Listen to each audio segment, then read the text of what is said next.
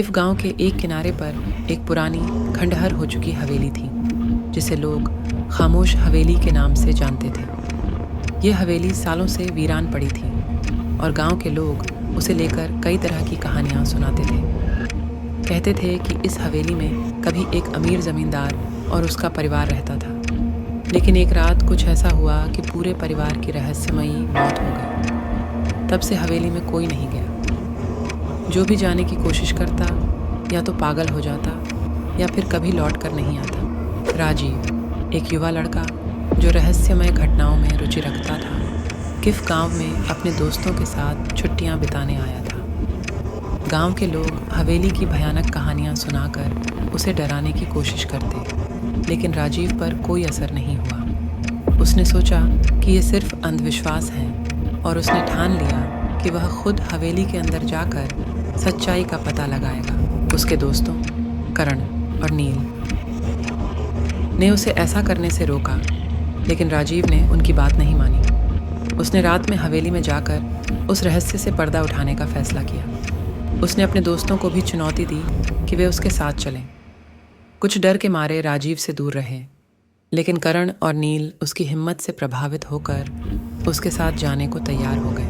उस रात तीनों दोस्तों ने अपनी टॉर्चें और फ़ोन उठाए और हवेली की ओर चल पड़े। हवेली गांव से थोड़ी दूर थी और चारों ओर घने पेड़ और झाड़ियों से घिरी हुई थी। हवेली की टूटी फूटी दीवारें और जर्जर खिड़कियां उसे और भी डरावना बना रही थीं। तीनों दोस्तों ने अंदर कदम रखा और हवेली के अंदर का घना सन्नाटा उनकी रूह में उतरने लगा।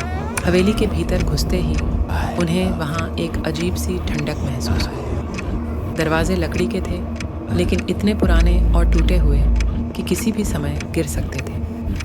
दीवारों पर पुरानी तस्वीरें लटकी हुई थीं, जिनमें घूरती हुई आंखें जैसे उनका पीछा कर रही हों। हवेली में कहीं भी हवा नहीं चल रही थी, फिर भी उन्हें लगातार एक धीमी फुसफुसाहट सुनाई दे रही थी, जो हर कमरे से आती महसूस होती थी। विक्रम ने मजाक में कहा, यह सब सिर्फ हवाओं का खेल है, कुछ भी नहीं। लेकिन अंदर ही अंदर उसे भी एक बेचैनी महसूस हो रही थी। तीनों ने एक बड़े हॉल में कदम रखा। यह हॉल कभी भव्य रहा होगा, लेकिन अब वहाँ सिर्फ धूल और मकड़ियों के जाले थे। तभी अचानक उनकी टॉर्चें एक साथ बंद हो गईं। कमरे में घुप अंधेरा छा गया। तीनों ने अपने अपने फ़ोन निकाले, लेकिन उन पर भी कोई सिग्नल नहीं था। नील ने डरते हुए कहा, हमें यहाँ से चलना चाहिए, ये जगह ठीक नहीं लग रही। लेकिन राजीव ने कहा, यह सिर्फ संयोग है, हमें बस नीचे के कमरों की जांच करनी चाहिए, हो सकता है कुछ सुराग मिले। उन्होंने एक सीढ़ी देखी जो हवेली के नीचे के तहखाने की ओर जा रही थी। जैसे ही वे तहखाने के पास पहुँचे, वहाँ की हवा अचानक और भी भारी हो गई। ऐसा महसूस हो रहा था जैसे कोई उन्हें नीचे खींच रहा हो।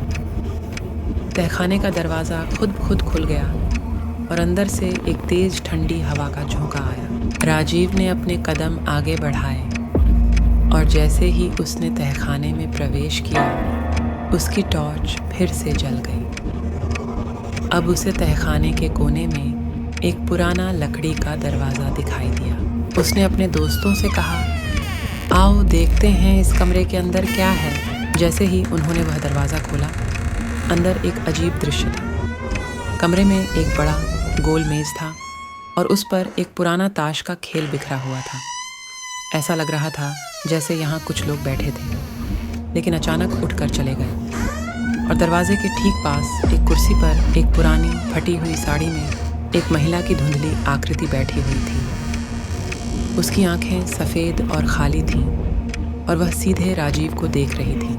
करण और नील ने डरते हुए कहा, यह जगह भूतिया है राजीव, हमें यहाँ से तुरंत निकलना चाहिए। लेकिन राजीव जड़ हो गया था। उसे समझ में नहीं आ रहा था कि वह क्या देख रहा है। महिला की आंखें उससे हट नहीं रही थीं और तभी वह धीमे से मुस्कुराई, एक भयानक ठंडी मुस्कान।